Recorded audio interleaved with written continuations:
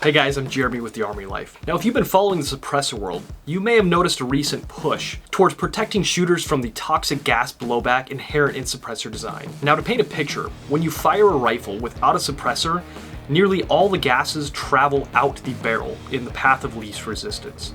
Now, conversely, when you attach a suppressor on to the end of a barrel, all those gases hit the suppressor and then slow down, which eliminates a lot of the muzzle flash and also the sound signature reduction. Now again, talking about the path of least resistance, when the gases slow down in the suppressor, there will be a fair amount of gases that will go back through the barrel and exit the ejection port, which is a lot closer to the shooter's face. Now this is mainly a concern for the warfighter who's shooting thousands and thousands of rounds at a time, but it's still something to be aware of. To the average shooter, these gases are pretty negligible. Now, the most traditional way of designing a suppressor is essentially a stack of baffles.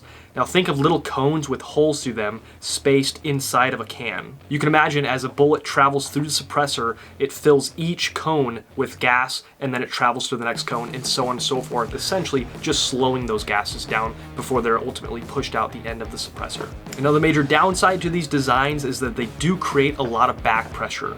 They also will get your rifle pretty dirty pretty fast because of that back pressure and those gases going back into your chamber. But lowering all that back pressure while still retaining the reduce in sound signature and flash, it's a pretty tall order. Now, there are quite a few companies out there that are designing suppressors in new and unique different ways to slow down those gases, still reducing that sound signature, but letting them ultimately flow through and out the suppressor, reducing a lot of that back pressure, which is the toxicity to the shooter. When I first heard of the Orion-X from X2 Dev Group, I knew that I needed to get my hands on one. One of my favorite rifles to test suppressors on is my 16-inch M1A EBR build. The M1A has an open top design and a very large ejection port, so you really notice how well the suppressor is pushing those gases out of the muzzle or coming back towards the shooter.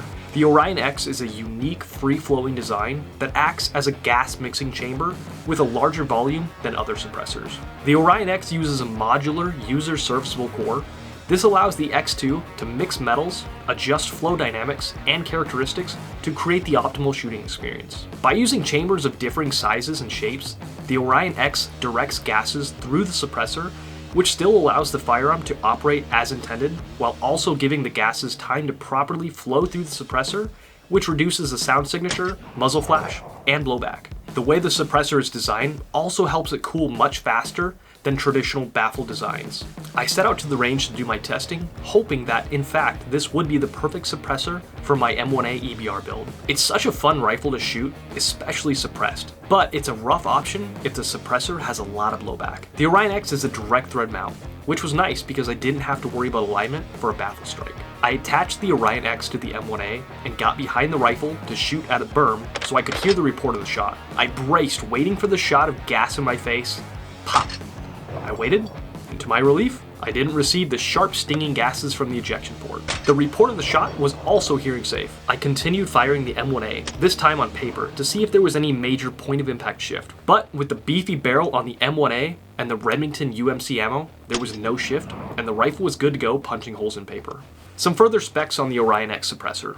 The length is 6.25 inches, which is much shorter than other suppressors with the same level of sound suppression.